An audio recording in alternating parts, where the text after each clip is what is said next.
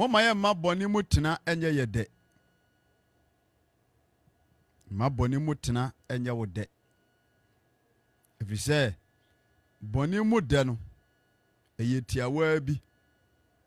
na esan edi nipa ebekọ bunisam jim. Boni mutena ne deno eye kituwe bi eye ti eye tie bi. Boni mude eye tiawa bi. Ti say wantimi anhye ho so na otenam na odi wuse kinkirei edukupie ejem. Amen.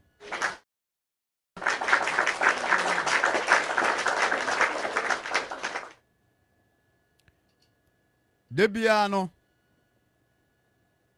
Tronsam a ye ka no odofo a me ne wahia bomoden se me no mienu be ya so na ebe fa asem no e dia nante abobra.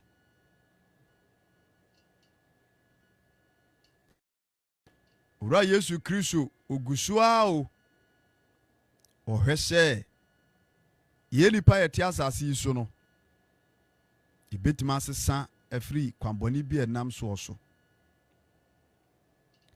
atemo no ode ba no ehumobro nka ho pajo life no so a pajo ti asemana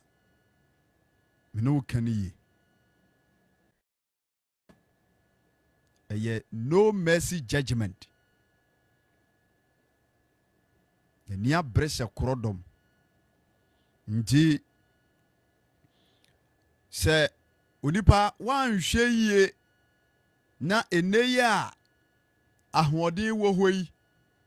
na yetimi ekeka ye hui se oti boni bim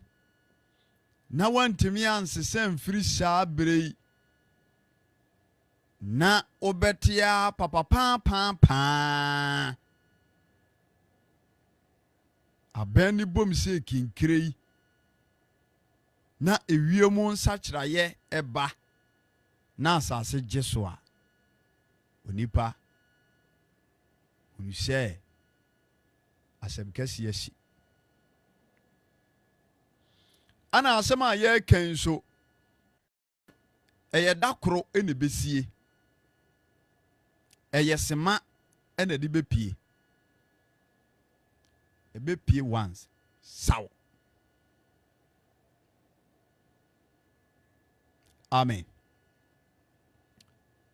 Etoda na se oba fidie so anase ehia fidie so na wo ka Kristo asem a edi nipa be kwa dwense kiremu a obi te ho a na eye ne yase anase ha ne se o de ase de bia no bone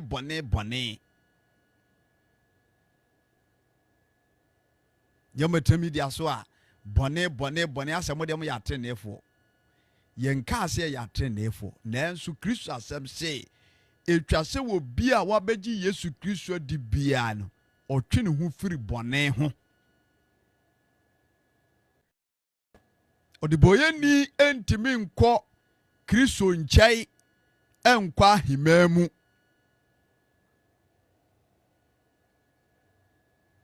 nji yenya bra efata esasi yetimi ka Kristo adwen ede kire ye ho na wo ya so na wutie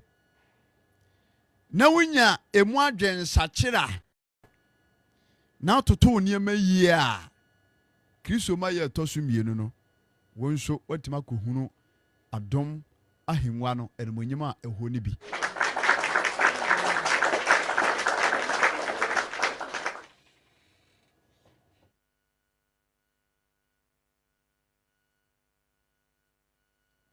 Tienkomoni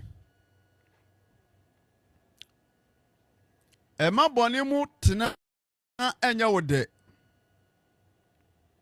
mse boni mu tena no emu de no ekituwa bi na esade nipa bebre ebe kujim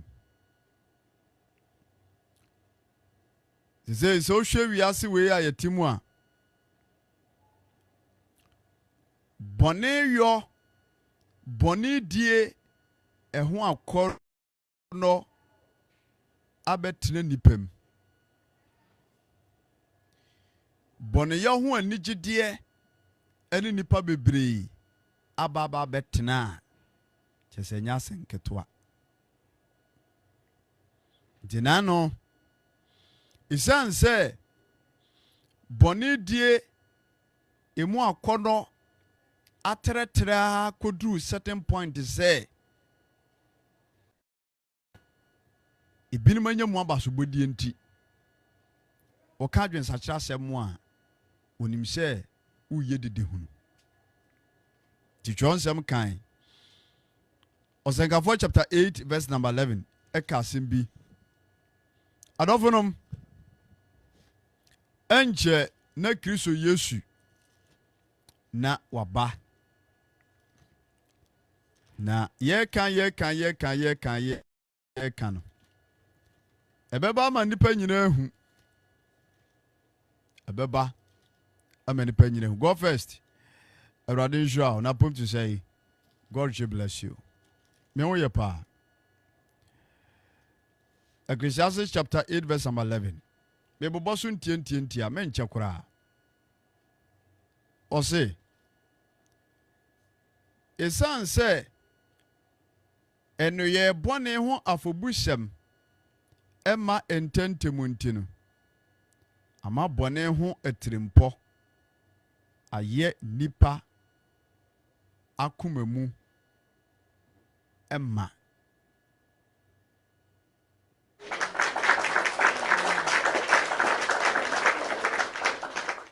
Jenio o say esan say obidi bone a eho afobuo emantentemti yepen so Kristo ba yi achi bone ho afobuo bone ho asotwe bone ho atemuo emantentem enti ama bone ho atirimpo ahye nipa ebinom akomamu ema amen. Yesu Kristo wu a obewu ye no wabewu ede ye bone ho asotwe a enka betimi ya ba ye so ama yahuna mane no Yesu Kristo wuo no abetwa saade no mu de amaye mprempren die nei no se obi te bonim obi ye bone obi fom a nka asotwe a esese nka onya no because the Bible say bone akatua eyowu tinka akatua a ewo ye bone a ye yomu no Yesu Kristo wuo ni nti akwanya kese bia bedawa manya ente se kane ni bio ente se kane ni bio die no esan se Yesu Kristo wabewu edi amaye boni fafire emu enkwaje kwan ni nti ebinum afa Yesu Kristo ewuo no se eya akwanya kese a ono so befa so etimedi bone ati afoforo etime kasai obi etimi hwe ni nuanim din no aka kire ne se meye connection mine me de nkrofo tu kwai eko amanone Germany, Australia, America, Canada, Holland, Dubai.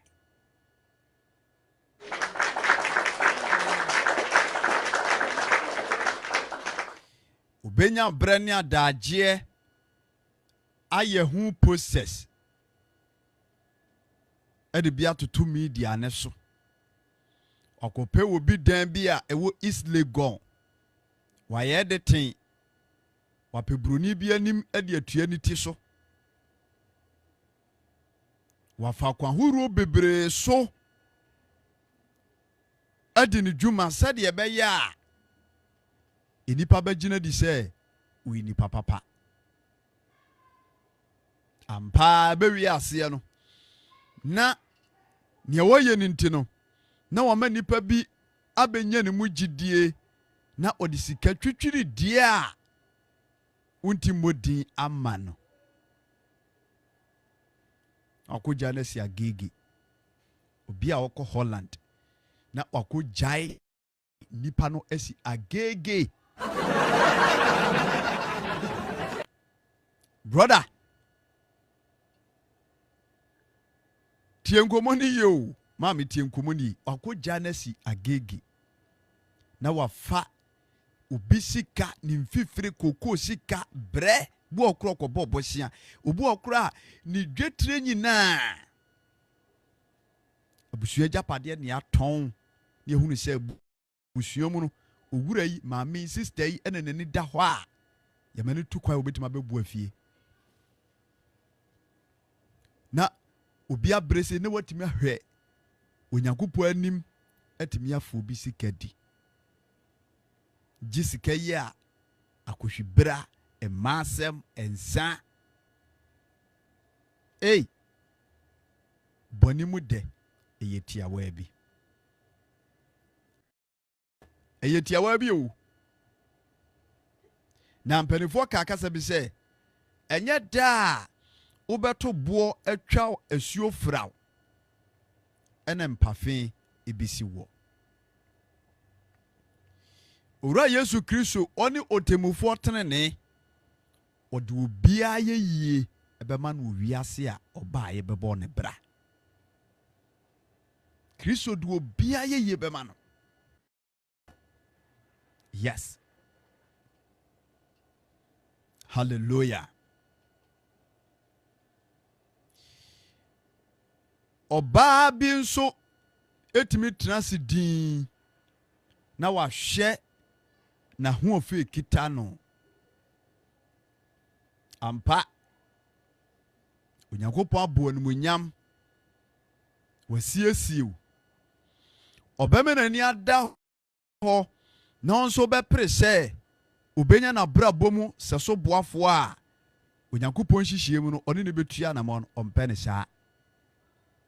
obi kunu ho na otare ho na odidi be ma no sika oba warfo esese nkani kunu de ma no kotua enkura fiisi ene ntade utimi nya bre ehwe ne ma ene ne yiri ewo fie no na onso tare obi kunu ene kwasie yi ene no ni na pie kotena sport jibia goda na akonfemu a yatoto a yatwe ne nsono afa ne to eda plate so ana bia hu tim fifiri ene yede kana sei rubber cap bi ya ne tibua so sinchai no onum ni mi otwe akokọ no otwe akonfem no no chese eniema bi egugu akonfem no ase meko bi ni jene bi ni eniema bi odie kosoa nanom obi kunu mesi boni mu de eyetiatia o ubetimi agye ubefa kwan bone so agye wani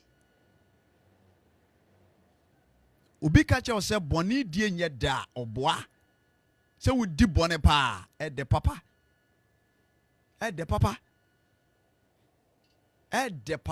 me say na benya se wonum obi kunu obi ba be ma na wonno no wan kasa no se anamona ni tu no so no eye trick odonim enye kan eye fake na uyusu no na otwi ni condemn ɛdɛ papa de ohia bia no ɔde ma anasa no obi yɛ adwuma na usisi no na wubu ni fa so ɛsɛ dɛ pa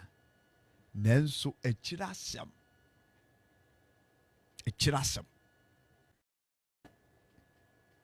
wɔne kum krɔfoɔ nansia say last week yɛsɛ nkra kwa so VIP bus mienu akrɔfoɔ akɔbɔ pempim asane etu agege wɔn adwadifoɔ adwadeɛ nneɛma nyinaa ana tipa omato wirem no mokɔ jenkrɔfoɔ sika jenkrɔfoɔ adwapadeɛ buni nua faso de n'adwene besisi obi amen wɔde n'akoma bɛdaadaa obi a onim hwee adɔfonom trɔnsɛm sɛ esan sɛ bɔne ho afɔbuo ɛma ntɛntɛmu nti ama nnɛ nipa bɔne ɛtirimpɔ ayɛ nipa akoma mu ma tie nkɔmmɔ nie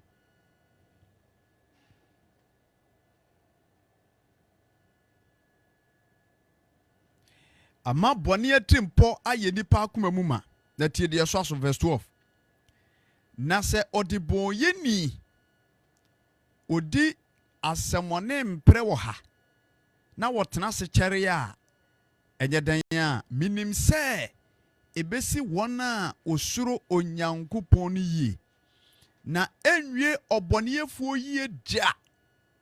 na ɛma ne nanso ɛnkyɛ ɛwɔ asase so na ɔte sɛ sunsum ɛfiri sɛ wamfɛre onyankopɔn ti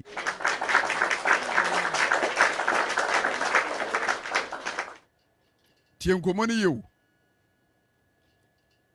sɛ yɛma bɔne mu dɛ no ɛtena no ɛyɛ yɛ dɛ a Kristo asɛm sɛ nyankopɔn anim no yɛyɛ adebɔnyɛfoɔ ɛsiane sɛ yɛabɛyɛ adebɔnyɛfoɔ so nti no ɔse ɔma ne ɛnsi yɛyie da it shall never end well with you. Yes, I repeat myself. It shall never end well with us. Si yɛtena bɔne mu na yɛde bɔne bɔbra ne yɛnyamu bɔne mu anigye a Kristo asɛm sɛ ɛnsi yɛyie da ɛnwie yɛyie da. Romans nwoma no nkan ɔsɛ minim sɛ wɔn a wɔdɔ Onyankopɔn adeɛ nyinaa di boa wɔn na ɛdeɛ bɛyi ewie wɔn yie ɛdi sɛ onipa bi na adwene sɛ asase a tisue no ɔbɛfa kwan bɔne so de abɔ bra agye n'ani na atimpɔ bɔne so I enjoy the life I nye Kristo mu kwantrene a Kristo so man ho ntɔ no enti wokɔ enipa binom abrabɔ mu a yɛ onipa bebre hɔ no mu a bosome so a bɔne o madie nti bosome so a ɛka wɔ mu bɔ no obu wɔ no a enura a wɔtɔ no bosome enura a wɔtɔ no etimi si estate fie mena meka kyɛw hwɛ sɛ meneka wɔ se ɔma ɔdebɔ yɛni ɛni ne nkwamfie mmɛn da wode yɛmu sɛ ho sɛ obi tare obi kunu na odi mate ɛbɛwie ne sɛe obi mfa sika mbɛrɛ ɔnefa kɔtɔ asase si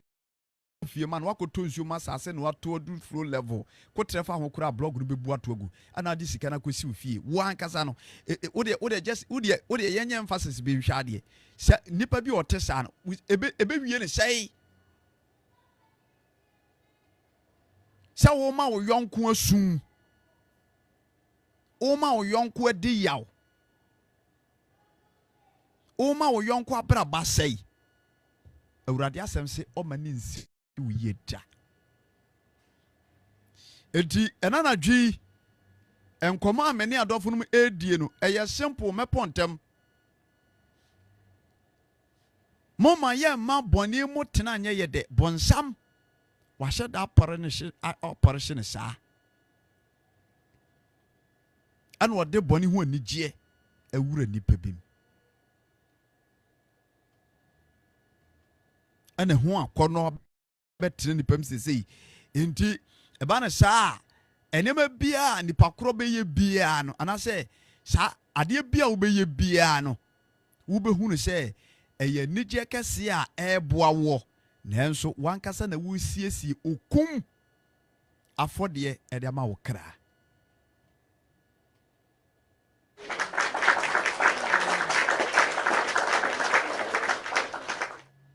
edi Kristo mama eni adofo no ma ena na dwi minimoshia Kristo ma ye na yeda so wo Kristo mu yi bone ewo wiase ansa me no mie no ba de beye ne ani bebe ye husunti ena me no di nkomo tietie enti me no mie no yenhwe yasetrem mpapa ya kwamu ena ekwasia da ade ebeche dwoada ama yakoyenwuma hodo so abraboni akwa no yentoto ne mayi ado bi na ye adwuma onu ankasa nim se adwuma na woni nipa na ye ne eden yes se nku tue nipa kro kayi no a cheke hunu se abranti ababa wo yesirimni ono kura nsu nim faso we kura ne maame ewu ni papa wu ono kura de na odi sika ye o we kura de so onhye da nim sikam sa ono kura ne ninte sa onhye da nim adwuma no ni business ni abrabo ne so di maame ntwi ni condemn odi e fa wo bi ba eye nkuru tudwuma na eso mfaso a ne chefa no a esese wo de ma no fa gu botom fa ye ne esese wo ye na owura Yesu obeba ba betue nyina mama ye ma boni mu tena enye ye de o so di papa betena boni mu ne wanya mu de ende sesei obonefo no de sa ni je na wura nipam awura nipam kopa na brante e hyepa aso onye nipa da sani wo hyepa wo hyesa wo hye wia no atwese ka na ogina street zo no obokoro no ese wo sori a ayi ubeko dwomu ubepio eno kura no gese anopa be se donsia adentia kro no sem yawo no mu je o mani ensa ema basaba asaye na ikone eba na obabesia no onso ne dressing basa bi because ehu anigi awura ni mu o se esan se bone nwafo busam eman tentemti no ama bone hu atirimpo aye nipa ma akomamu ma bone hu atirimpo dwene bone wona adwenem dwene bone wona komam susu ho no akoyo wonya brane adaje de pen to ho weki mani sisi so obu okro odena no befa wa achihye niema ni yie meka we a se ne kwakosie wo huna kire da etimi kasai obi atimi de niema bi asie wo befe a wono ankasa nim sa ade a medi asie nipa kure enye enso hoahwa no wom a wo gine ni wom odi din ko mo kire asomasi se wo se yo medi asie no wo twa na medi me wo de me ana de asemo na wo hoahwa no wo boni adoforom ewiase wei ewowura na se wo ma wani efra wo Kristo asema na se wo wura fi ohu a obonefo no yes smart obewia se de no am ne obedi nkomo no eti Kristo mo afuto kakra ena na dwi minu edi ho nkomo no meseraw Mumie nyina mfa semini ye. Na sɛ mfonsuo bi, anamo bi, niye bi, suban bi enya unim dada. Sisan na de wotena bonim enya mu anigye wo mu no na wie yenye so beri jeti Yesu Kristo no fa wiase abobo na wabɔ bra fata wiase na Yesu Kristo beba no akɔgye mu na mfa so be na wo so mo me ma bɔne mu tena nye yede fi se bɔne mu tena no emu de no eyibretia wa bi eye temporal. The joy of sin is temporal, and it shall lead many to distractions. Bɔne mu de ntena wo nche wose enyo de boye ni wie na onini nanso nche onini na nwie Awurade betwa ato atwene. Awurade be se wunyina so. Awurade be bubu de wabasa da so no de wode wani ato so obese no. Enu say ye ade bia ye make sure say be ya de papa e be so Kristo ni. Awurade ni sade boyefo so obehye wo romase. Eti onuarofo ya me ne wo hia. Tron samana ka kire nse adechie bia munsam doso. Emunsam na doso no doso de mabone. Ose bone wotirimpo aye nipa adwene ene yakoma mu ma. Bone wotirimpo. Adwene no. Bone wotirimpo him. Akoma no bone wotirimpo hihim. Eri se ye nya nto antwene se kinkirei na ye adwen se ye smart wo bone die hu ye de ani obi oba ayi kejetia ne nkra pa adofo awreho obi timi hwe obi anim saa ono ankasa nim se key soap anu watwitwa anu aye ne se iPhone 17 Pro Max iPhone SR or the cover share ho or the politics tuntuma chechire ba ko so e kama ho na obo pa yi correct one de achire ni pay na nsen pa wo de ba ko dia branti bi edum pizza to tina ga ba ko etabronsan so no zoom in the camera no wo hwe deal na ekoso wo form anu so yesa obi bu obi se o mu ngan da bi o mu nkan da Waba we have say iPhone 17 Pro Max. Yeah, the can say 2,000 Ghana cedis to 17 Pro Max abeka. iPhone 17 Pro Max 2,000 Ghana cedis yeah the top. Now we will be so on 17 Pro Max 2,000 now so koto. Edu fudi adienti. Nti wono no okokoto no nim say wanya kwase bi e wo kejeti a obebu no. Right. Ene kaso ahu. Yes. Onim se wanya gigintwie bi a obetwi na faso nti woje phone no a wode kɔ na kura asa kɔka se me kɔ kejeti a. Akonya wo bi atwi na faso a kyɛ se iPhone 17 Pro Max nya asenketo a. Na ni ba ne ho so no. Na ye de key soap ahye ne nsam te se mobile phone. Na so ampa se obaji se sikai pa obaji sikai azanfo ho emire bi abrantie bi yesoma na so onkoto ade emra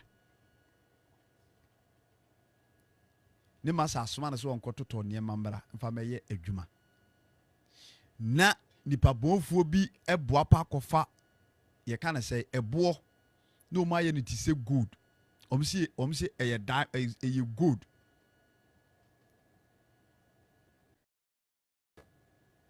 godu no ma ya no de achichiri ni triwi abrande na kana sem say na the gold na chichiri mitrimi o say gold no echi trinwi no ewe papa we good o you good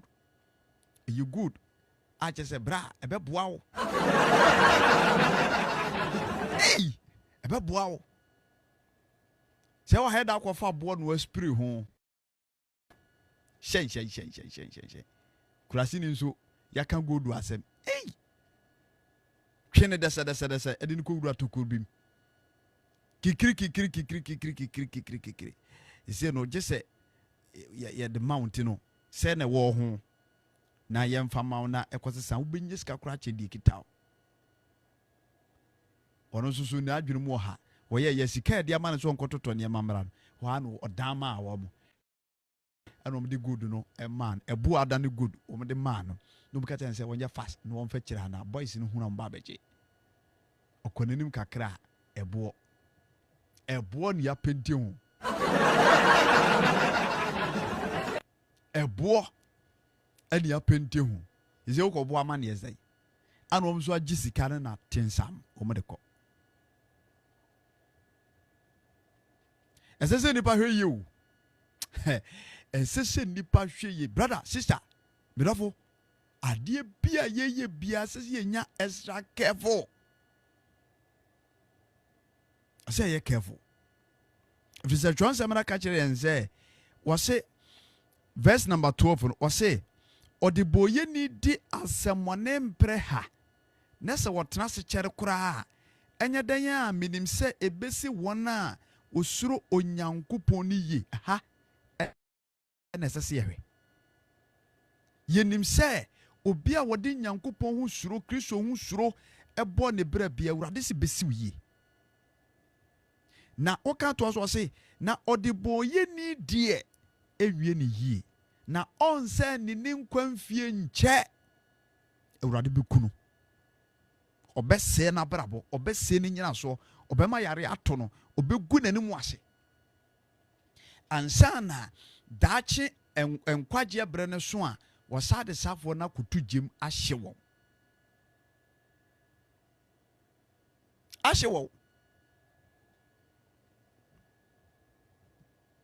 enti yes enema ekoso pa medofo enya sanketo o enema ekoso wo sumase no enema ekoso nya sanketo mesi obi kura temi mo obi hwe obi ba ode nyinsa akohye obi last bi na me hwe video bi e wo TikTok mine wa bruchiri ena odi sika ma na damfo se o nsifie man ena kura ni nua o se ne bra na chiri ba wona epani o na keto no wo Ghana no odi sika ma na so o nsifie mfa man abro ho me hwe video no wo TikTok me kura na me ka as be a plan bi na yaso se na for real na me ni Messi ni no anu wo sifie no se wono ane dan ho Messi o so kofa Messi ni firi hino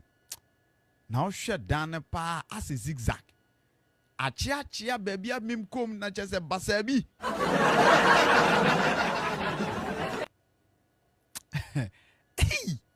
me hwe dan sa na me to na me nipa da sani pa na timi yes a wickedness we nipa da sani ewo me hwe sa me hwe video ne sa ana akwa no so wa mana ha no so hu me hwe video di ache me hu wiase enye bontensi no fie ni papa fie ni pa hwedie fie ni pa ya me makotena burochiri 15 years awo na me nua udi machi si fie mame na daache me ba minya ba bi mfa metinto na mo so me nua no yenyina ye ntena no hwedan ya wasie wase bibisa me nua se dan wasie adrisi so o edu lentil na lentil no won tunsi you no obo pa de blog no ato wato blog be se 3 ato aso ana camera nso so no ye wo zoom no out ni in ana ode abeto out no nti zoom utwa video no a na ye tenten na ye style bi te se de ade no mu wa no ana ode abite ne bra no oha wase o eda no kura no ya boso ye kan say ya boso nti ya boso no ontwa nkyere na no akutwa obi dai a wa boso ya no se nchense ne soro ne saa no atwitwa ne saa o dan ye say akase ose ye to tas you know batas wo no matukura wi ena batas wo no wode tas tie bi watwa wato no edan so mo so o mo dan so anu apɛ tas bi anu wato dan ho sei ento ko gyina no ne bra ne ye ya na wode video na to so na ne bra na hu video call no ohwe so se tas na efe pa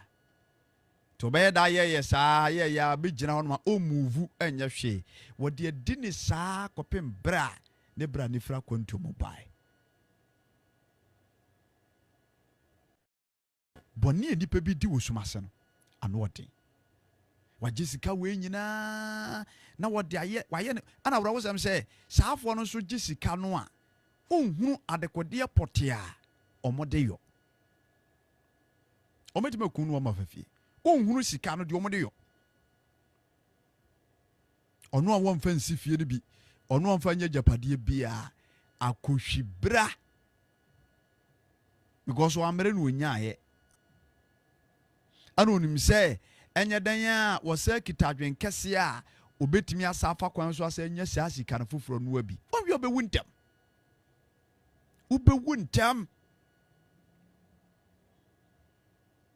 eti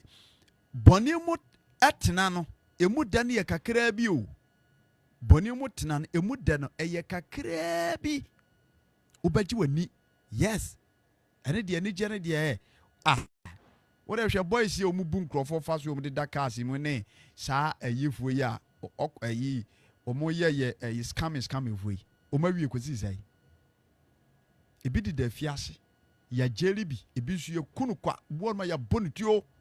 obo ma ya bonidua kunu obo no ma de oye yire ntino enom ya ba no so enye obi a na edi ne bone naturally enye obi a na ye fa na de enye obi a na esisi no enye obi a na ebuni kwase a ndise oyi wadwen se ukita adwen kase wo ye smart ubeyisu nipadua no ene wano na wadwene edi abobra bi enye edi anya wo ho a ubenya ni guase ubenya ketua bone uyare betime kura beto so ama niema wo befamu no untimi nyina eti Kristo mama ne adoforom medie mine wudi nkomo kakra meka kire won se bo wadwen po se won kwana kakra kai men kwana kakra kai ye betena se ma Yesu Kristo ne adi ne hu suro anante e wotene kwa so se wudi boni bia be so careful wonam kwa bia nye so a me pacho be so careful na repent na de ye nyina no da Kristo anim ye benya ho akatua amen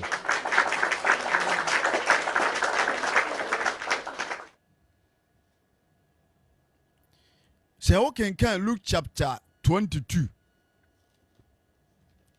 verse number 1 to 6 here. Ye nyina ye nim Judas.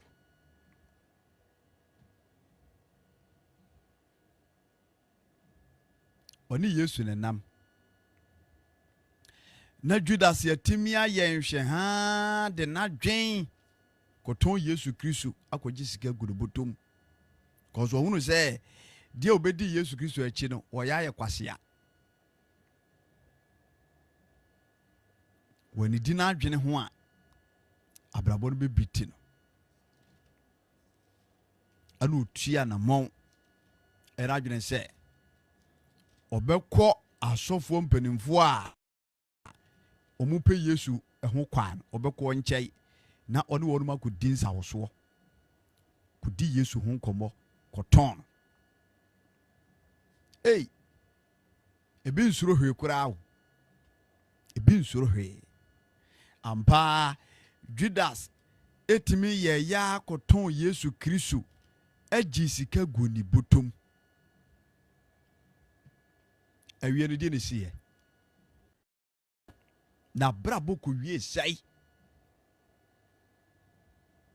Judas abrabo ko wie sai Jadi kai nanim guase. De toso mienu owu anim guase ewu. Eno me sa kan.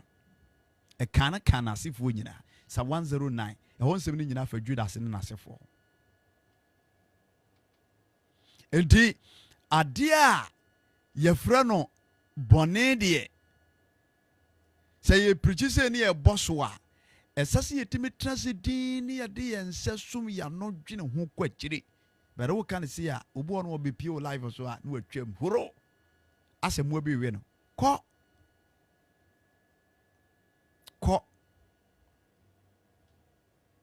amen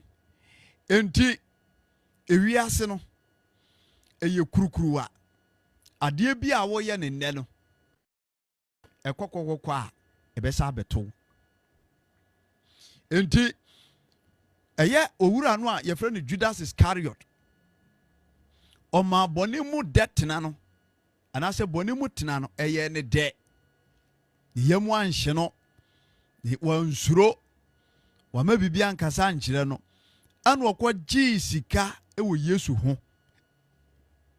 ana ɔtɔn no na ɔde sika no ɛyɛ deɛ ɛsɛ sɛ wɔyɛ sika no wɔgye yɛ a wonya mu anigye a wɔn ka sika gu Judas nsɛm Judas ani agye ɔkɔ nyina no ɔkasakasa hɔ a no ahwɛ no abɔ akyire ɔn sɛ yɛ mɔ sika bi a ɛyɛ unexpected money anaasɛ sika bi a mu odu anaa adeɛ bi a mu odu no wode ɔkɔtɔ fon koraa ɔn sɛ wotɔɔ fon ofun no awi so no ɔn sɛ ɛda wokɔtɔɔyɛ no shop wɔ na wanhyɛ dan ammie bia anhwɛ ne saa wo wogye yɛ koraa wanhwɛ wobɛduru fie wotena kam na ahyɛ asɛ sɛ ɔyɛ phone no woyɛ inspection obia no ahwɛ no ɔdaadaa no ɛhɔ a no asa hwɛ kakra n'ani agye amen sɛ bi no Judas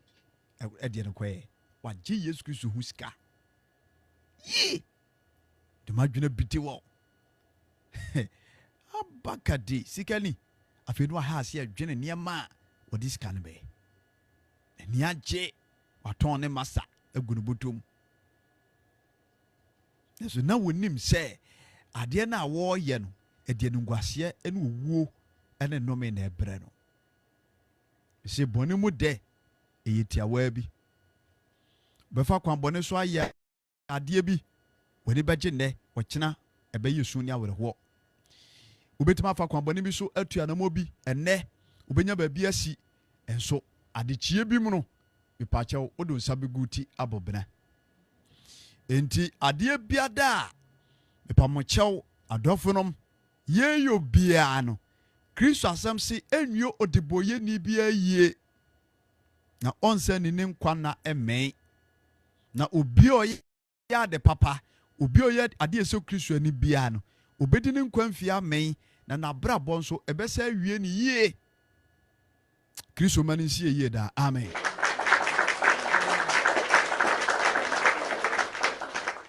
wenti na owura Yesu Kristo asɛm ɛkasa tia ɛyɛ bɔne die anaasɛ mumuyɔ ne mfonsoɔ ne maraton adwuma baako a wanya a wɔkɔ akɔyɛ hwɛ charges a wɔde ato so hwɛ charges ya wɔde ato so obitimi di adwuma bi anim na waka kyerɛ ne sɛ adwuma na mepa ma no fa se to so mine wuska bra no wuska pa sister no wuska asɔre no wuska pa nti bomodina me na mapɛ contract na monte bomodina gisei omoka hwe amedie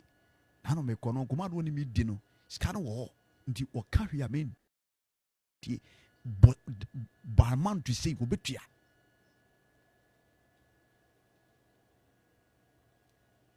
na nke den obi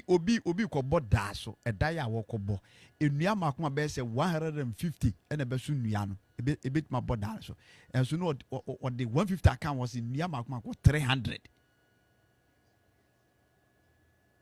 enua makoma kɔ 300 ne betuma bɔ daa so na wa work de ne de ato so na wa ka kyerɛ nua wura ne sɛ meni man bi bɛba sɛ de me na ɔbɛka yɛ no yɛ ne sa pɛpɛpɛ nyesa minu ni dwabio no ono na di ka tretin enua wura no na mpa na mai no na abekan wa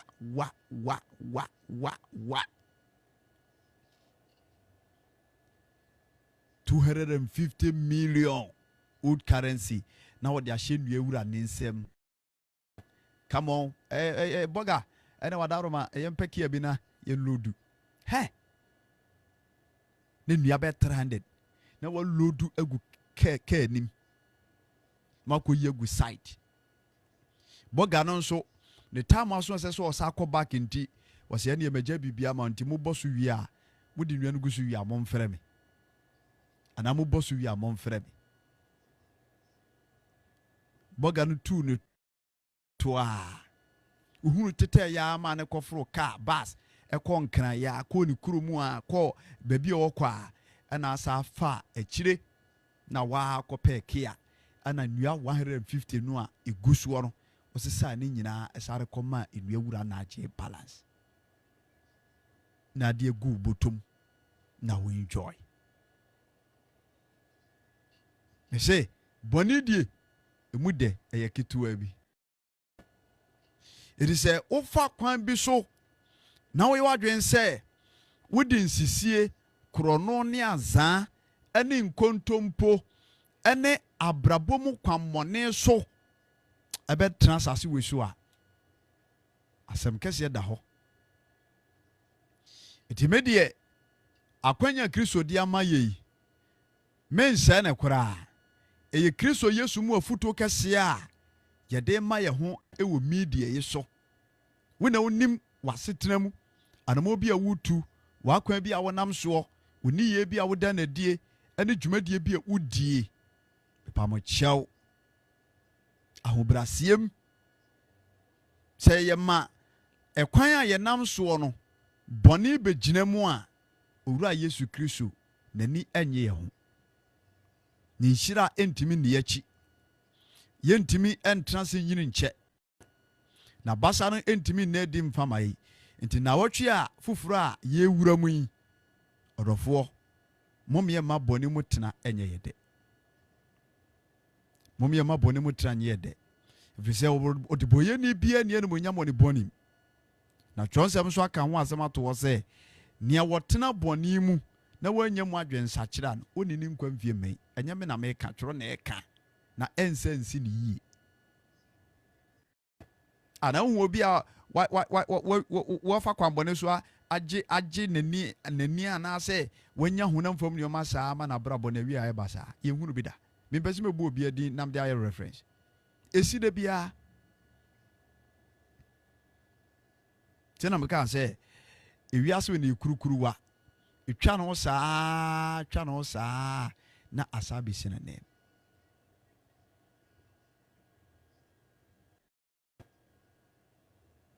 usikenti no achinchim obi yere wachinchim obi nsa no agene yera boso wachinchim obi kunu ensa no agena boso sisi ameka say wonu obi kunu na tedan bakom fro no din komo 24/7 obi kunu na atare ho waje wadamfo boy ana ane ne tie a wani tua sɛ ɔbɛnten boy nie ana woni enjoy watimi asɛe wadamfo yi agye adwuma yi abɔso kan won sam saa wadwuma mu saa me yi na afiri wa ma wo position ne yɛde wabɛhyɛ wo na bervo kasa kasa bi sɛ wa ma yɔnko antwa nkwa a osu ntwanu na se di nsuo ye no sa na wi abe nti Kristo ma dofo no Judas wantie Kristo asem wantie Nyankopɔ asem na wie ye basa edi saa na ewiase we no se onipa bi ma anibrɛ ene ahoye a ene wiase mu eniema bi hye no so na ɔtena bonim na ɔginani wɔ bonim se kinkrei na wie ye eye no kwase amen The Hebrew chapter 11 verse number 24. Eka se bi menche kura.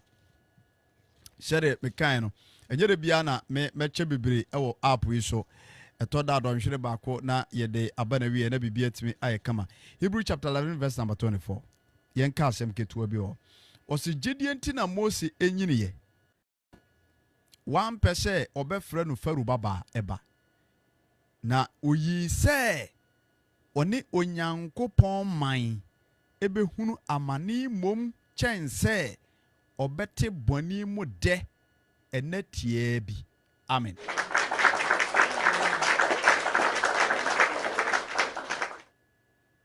Moses ye nyina nim se na oye ohene faru baba se de abako semenete because ye yini firi nsuom ana sɛdeɛ wonim no a ma menka ne saa enti anisuo no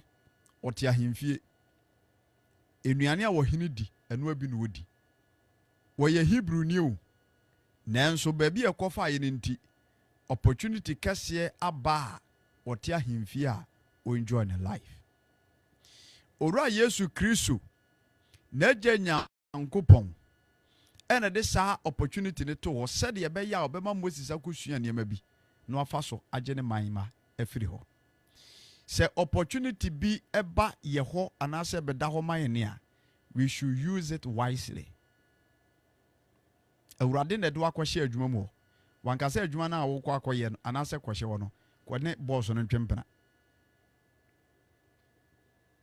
adwuma no a wakɔ akɔnya mepache wo ye no owura Yesu Kristo abie kwana ma se wo kɔ fa wonim de no nyansa ekɔboa ma adwuma no ntompɔn. Amen. Akwanya mepache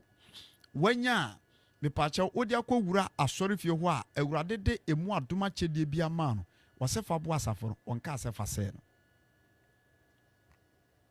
enti Moses etna se din an wɔka sɛ me pese me ne onyankopon manma ehuna mani mom chense metna boni mu de enetia wabi. Moses, he chose to suffer with the children of God, or to suffer with God chosen purpose. Amen. O see, Gideon na Mose enyine ye no one person wo frɛ no Pharaoh baba na oyi se oni onyankopon man ebi hunamane chense obetna boni mu de anaso obete boni mu de tiawa bi obete boni mu de tiawa bi nanke ye hwa ne agege ne so yoyoyo nana bani no mu hye Israelfo so no so commande na yi ya kan sa bosunsun yi gold yi na ya je say na enjoyment ya Moses benya no saa fa ahodie no saa nije na Moses si wo benya no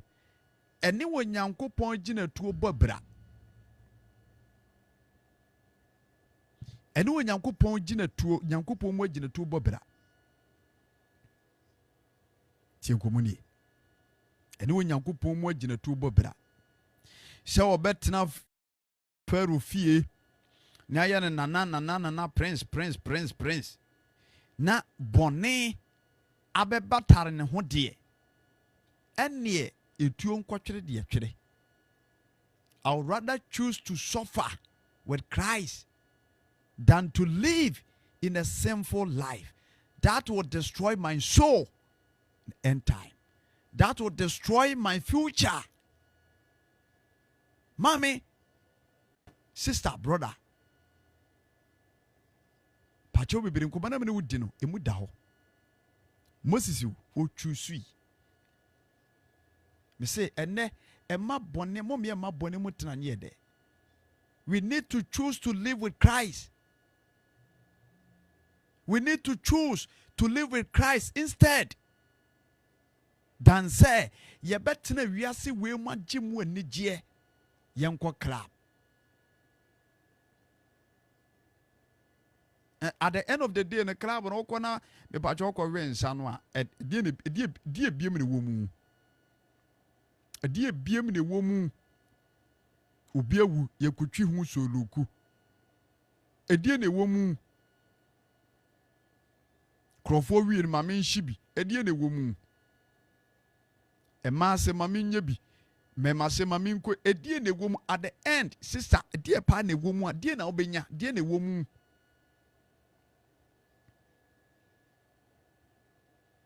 ene se ye de ahote ne Kristo betena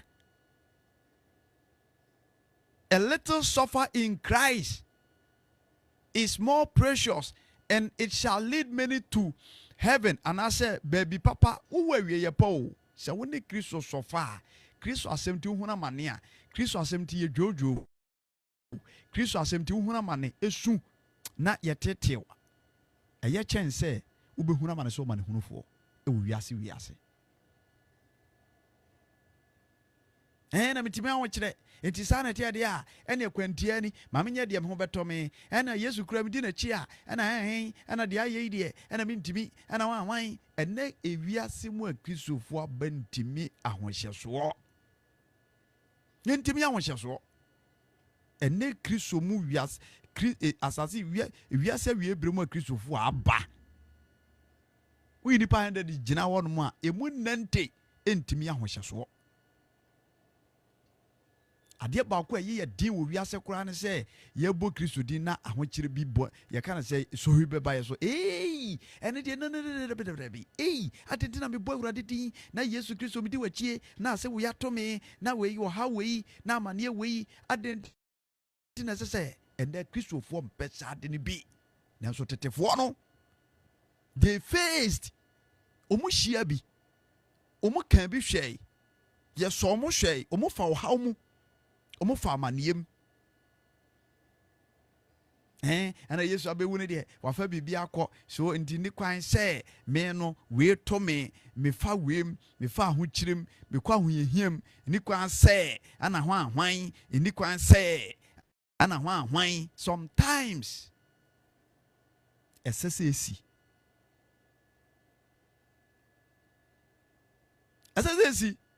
na masa bere no wo hu sɛ Nyankopɔn Kristo ho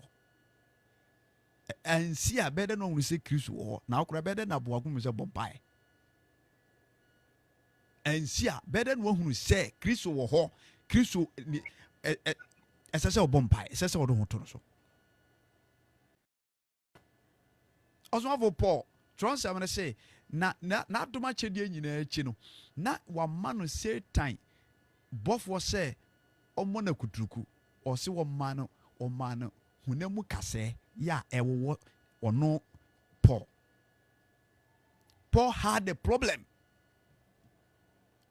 ɔkɔbɔ mpa yɛsrɛ Awurade saa 3 times Awurade ka kyɛn sɛ madom dɔɔso ma wo enti ha ho problem no ma no ngɔ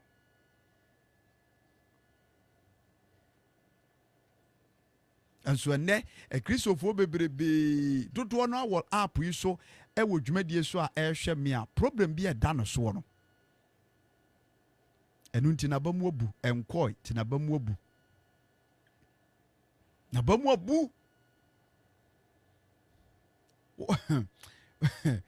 o ha ho masa problem wo ma ene obetena kopem bra bu o se me ka no kora ne kire o how bi ho a ene obetena kopem bra wo brebe so obi fra asase we so akọ enko da it is written o se me ka no kora ne kire wo na wo hunu ba bi e wo gina ene gidi asese wunya e de gina no Paul ne ha na nko etranso saa kosisi owie na dwuma eno so nche se okobu nsam jim owie na dwuma yie enti wodi ane se de ona mu bia no bebo mpa ye se owura Yesu Kristo betintim wase wom obetima tintim ema boni metna me bata me se boni mu de yetiawa bi boni emu de enjoyment in sin is very as you can say temporary. Enjoyment in sin is simple and temporary and lasting check. And where we are, and we are not seeing guasie. Enti mesere Kristo mama ne adofo no baby a wo hwe bi firi bia no. Se wo ye niam bi wo sumase a enya jai. Awia no wonu begu ase. Awia no de wo haw bebrɛw. Awia no de enome ene kyese basa na beto wo. Ebese wonsa no adwuma se wonyina so ase wonhyira. Nansa mountimi ko Kristo njai.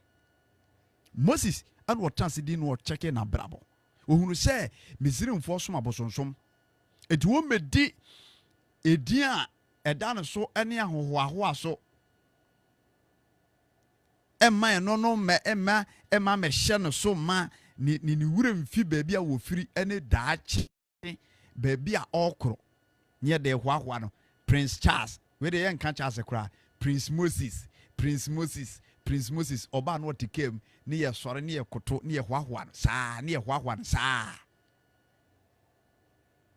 wa ma himfi wona no wote no anye na kono se me ye ohene ba enti no ana den ana wanhwan amani tima anya ne de wabeye citizen it is obi ti aburuchiri no citizen of America, citizen of Germany. You see Moses abeye citizen of you can say Egypt. Abeye citizen ya ye ne citizen de amano ofra himfie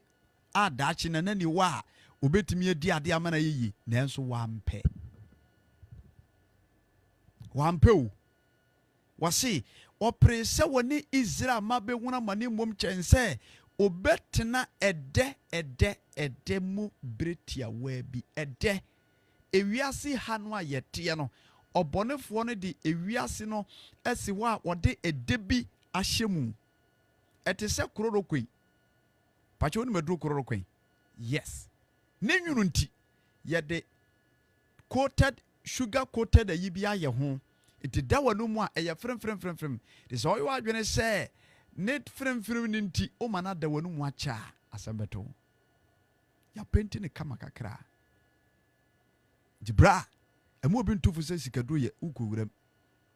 emu obi mfa asem bi nhye wadwenem mom ye mu obi mfa anamonto bi ne nkomo bi ya enyina Kristo asem so emedada yakoma ye wo baabi kɔ ye wo atwen ye papa bi ye wo baabi a ye krokronkron a Yesu Kristo asiesie ya ɛhɔ ya atena ye papa ɛhɔ na yakoma beto ye yemfiri sɛ wo se adebon ye fodie wie wo yie na wona wo twen onyankopo anim no tronsem se enim sɛ ade nyina bedi aboa wo na ebe wie wo no yie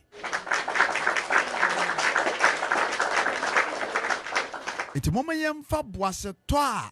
ekura tumi ene awurade asem ya enkwagye bata ho nante ye nante kama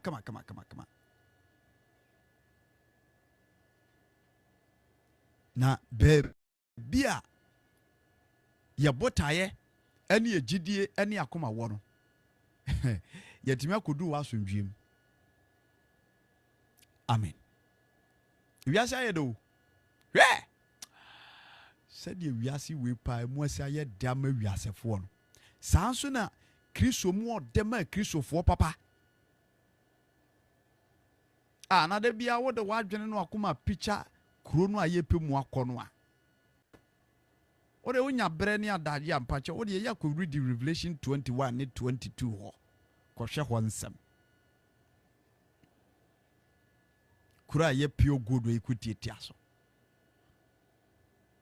kura ne fasuo yede abodin abo na ahyehye wo hwe wanim wo fom a wutimi hunu wanim enkwansuo nie abofo mpempem yekohu Moses yekohu Elia yekohu Isaiah yekohu Paul yekohu Jeremiah Yesu no amu yekohu no na asasu wesu na te asasu wesu na obi so onkasa ho obi no ya aka obi mansu bi ni seniema bi na we na adadwene ho we ahai obi no twi bi mo we ewiase ha niema na synthetic. Ye wo authentic niema a wo ho no mo a Kristo asiesie di ama hotefo. Yempre nko ho. Work hard. Pomoten na ye dwumaden. Mika dwumaden anya honam adwumasem. Kristo mo dwumaden.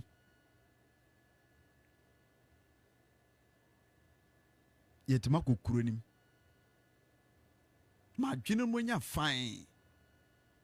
Akoma no mo nya fine. This is not the time say afi ni abadwendwene nipa bi ho say ana wi ayem say ana wi aka say ana na no okra ye say ana hwan ana me badwene ho me da mintimi na. Forget all these things. Let the gospel lead you. Let the Spirit of God dwell within your heart, within your mind, and lead you throughout, day in and day out. Dwene Kristo ho adwen. Me Kristo Yesu mu enkomobo na emere wakomam. To nipa nsam tugu. Na ye mabone ho enigye ene bone ho tirimpo bi ba yakomam a Yesu Kristo anu asem se daache. Odeboye ni nkwamfie mai. It is written. Odeboye ni bia ni nkwamfie mai. Wonsa ni awie ye pa. Na obi a wontimi ni nkwamfie mai na wonni awie ye pa. Emfaso be na woso se ne wose metena bonim. Minni nkwamfie mai. Mi se ni awie ye pa. Abrabo na ye bo no so na de ehia wo mpa nse woni pa benya awie ye pa. Honam ni huhum fam. Kristo anim ani nipa ni so no. Se wa nya awie ye pa. Hallelujah. Enti abrabo no Tron samana kachire Hebrew fo ngumen say Moses wampese otina Pharaoh fie na ye nanaba na wonya enigye wo wiase fam na daachi de kra ebekwa ma ne hunu kurum njo yi se woni Israel ma be hunu ma ne mom chense obetena bonem de tia bi eyese me no mienu Yesu Kristo abeyi ne ho adie yi ade a kire yi mom ye mpreso na ye ne Kristo ehuna mane o se na no Joseph kasasa wo se ye nkonsra bana chi nkoso na wo hora ne bi asenua no ayafa ne mfa ne yi ye ne Kristo mom nhuna mane ne ye ne huna mane a sade wadi nkunim na wote ase ni oyini ne ho animonyam na dia na oyini tumi na animonyam na dia obenya ne ye na yenso woyi yenso ye ne animonyam no bi adi.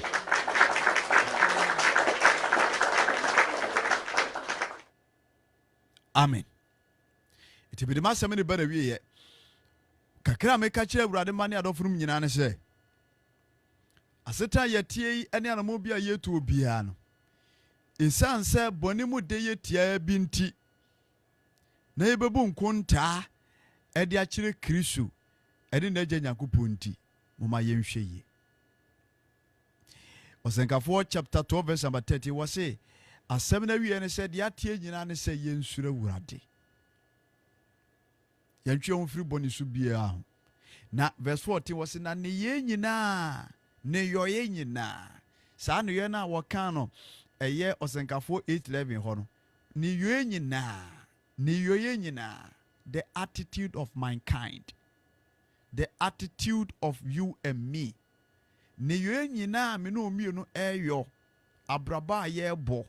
de ye kukuomu de ye petiemu de ye tuuman de ye treman de kan ya dwenim de kan ya komam na ye yo ho adwuma se ne yoye nyina ena otumfo yawe ode beba atemum papa wo boniu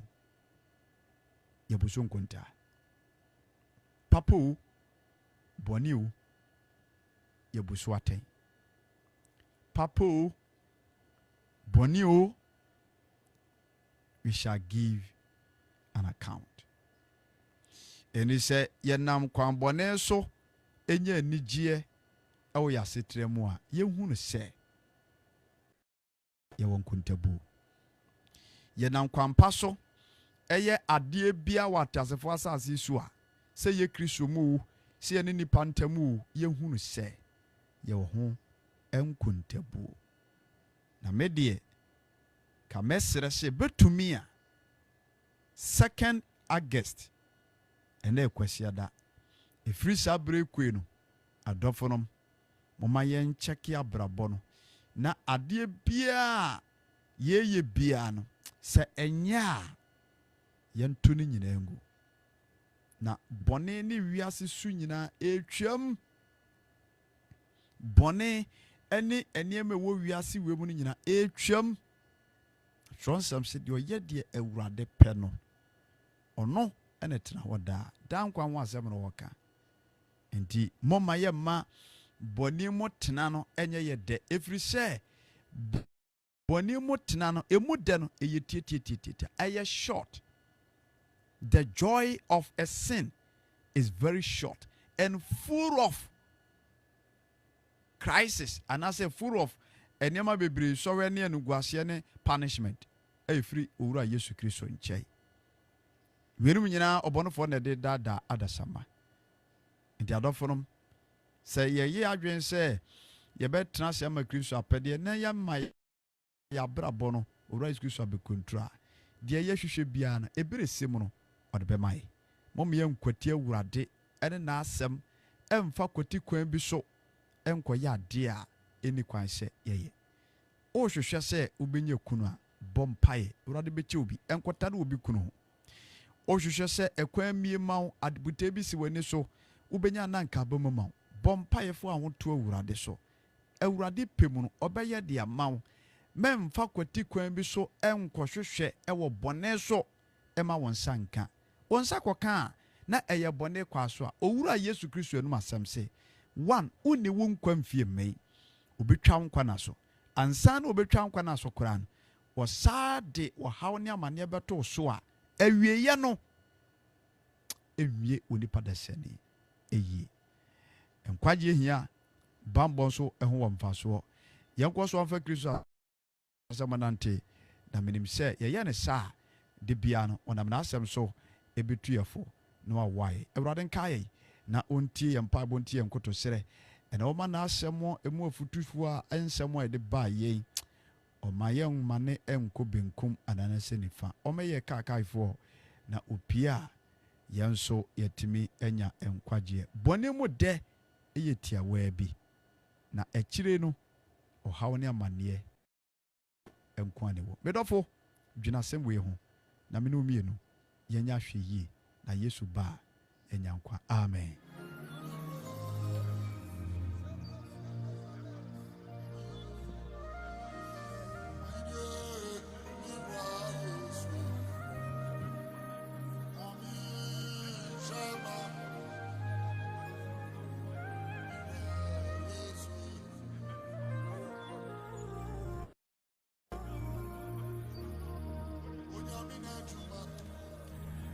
All right. Yada adofuru mu nyina ase ene anadwen so se wonam ne tumi ne na timpo so adoma boy ne salvation na wadwumadie